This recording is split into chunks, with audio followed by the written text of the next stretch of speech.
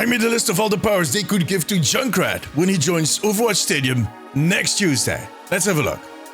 Junkrat will be joining Overwatch Stadium next season, alongside Sigma and Zenyatta. But Season 17 is actually only 2 days away, so this video is going to be irrelevant pretty fast. Still, I wanted to make it just to complete the series, and because I promised you guys. And again, I took it upon myself to try and predict, or rather think, of some of the nice powers we could get for Junkrat, much like I did for Sigma and Zenyatta earlier. Now, in a few weeks, I'm going to start doing the same thing for the next heroes. The heroes that are going to be added in Season 18. So that's Farah, Winston, and Brigitte. So make sure to subscribe. I also need to add that I made this list of abilities, or powers rather, a few weeks ago. Before we got to see the Season 17 trailer, which actually teased some of their abilities. So I had to kind of add those and remove some others, but we got there in the end. So let's have a look at the 12 powers that I would add for Junkrat in Overwatch Stadium. We're starting out with the powers for Frag Launcher, which is his main ability basically. The first one is called Perfect Plan. Direct hits with Frag Launcher will lower the cooldown on all abilities with 20%.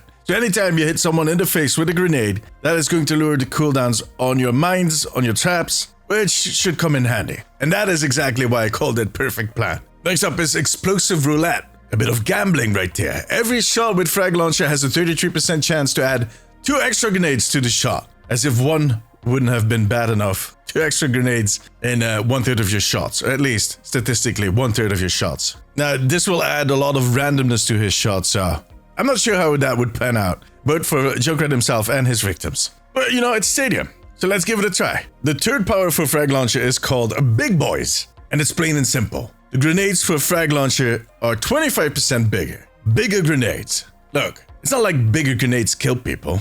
Oh wait, they do. That's the idea. Alright, let's move over to the Concussion Mine. The first power is called Sticky Situation. Now, bear with me. I think this one is going to trigger some feedback. Let's call it that. Concussion Mine can be stuck to both friendly and enemy heroes. It's kind of like Tracer's ult, but maybe less strong. I think Tracer's ult does more damage. I'm not 100% sure. But again, it's Stadium. But the fun thing is you can also stick it to a friendly target, and if they wander into an enemy group, well, there you go. It's like those orcs they have in the Lord of the Rings movies, that they send them with a bomb on their back. Yeah, basically you make Reinhardt into a walking bomb. Another one for Concussion Mine is Junk from Above. When using a Concussion Mine to jump up, which we all tend to do, 3 frag grenades will rain down when reaching the highest point. Now, this one is based on something I saw in the trailer. In that trailer for Season 17 that they released somewhere last week, you can see Junkrat jump up using his mines and it rained down so many grenades. It's definitely more than 3, but I wanted to play it safe a little bit because could have been that he just also was lobbing his own grenades. But there is something in that trend for Concussion Mine in there. That is almost a given. There were way too many grenades to just come out of his launcher, so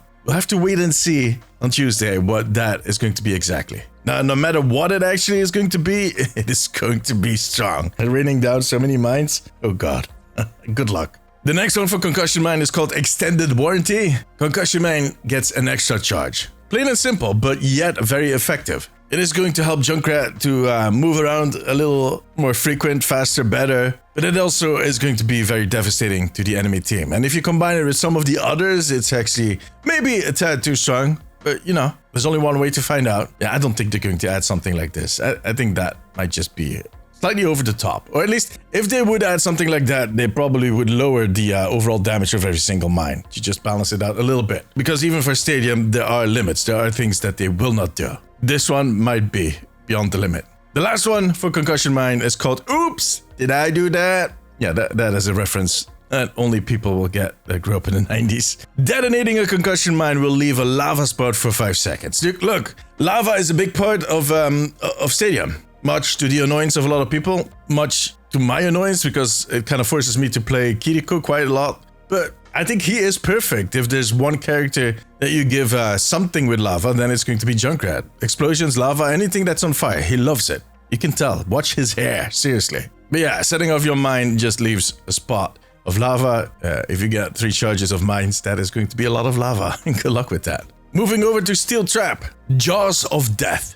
Targets caught in Steel Trap will take bleed damage that will linger up to 3 seconds after they escape the trap. And that is on top of the 100 damage that it already does when you set it off. So not only is it going to keep him in place, but it's also going to take bleed damage on them. And actually, that is going to continue for at least 3 seconds after they release themselves. 2.5 seconds plus 3 seconds, so let's say about 5 seconds. That is going to be a painful trap. The second steel trap power is called Steel Vacuum. Steel trap will suck in targets within a 10-meter range when triggered. I mean, we've all watched our teammates walk into it blindly, you yelling like, watch out for the trap, and they still manage to end up there. Well, I want you to partake in that whole adventure. I want you to be part of it. I want you to suffer through it with all the others. Now one conversation we might have to have is if these extra targets that get sucked in also take 100 damage, and if you put that bleed on there, if that is also going to be the case. What do you guys think? Let me know in the comments.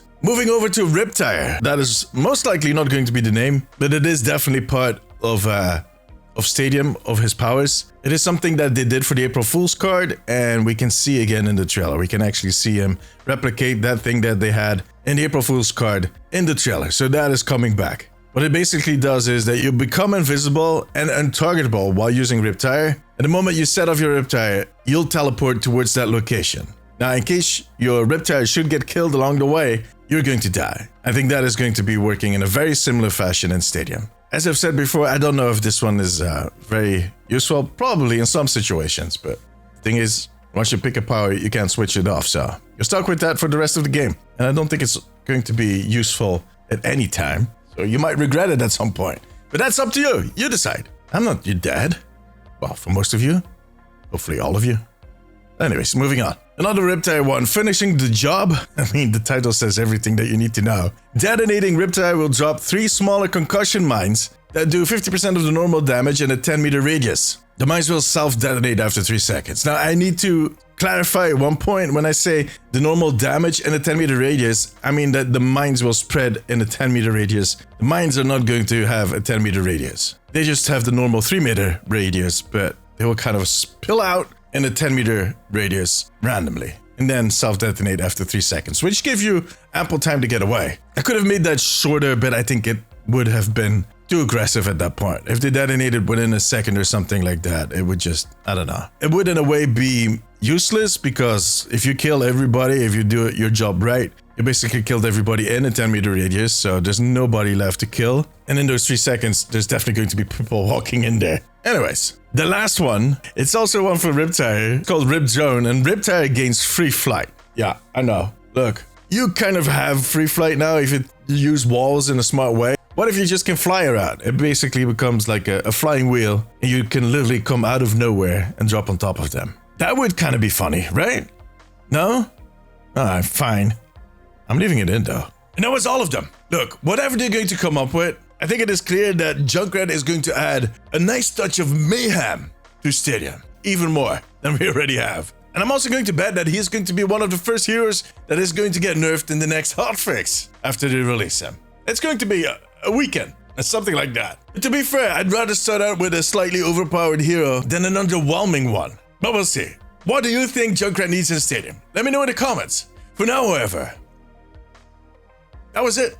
If you like this video, give it a thumbs up. It always helps me out. I also want to thank my patrons and YouTube members. You too can become a member over on patreon.com/theomnicpost and right here on YouTube to unlock exclusive rewards. If you have a few minutes left, maybe check out one of my other videos. But above all, take care of yourself, take care of each other. Bye bye.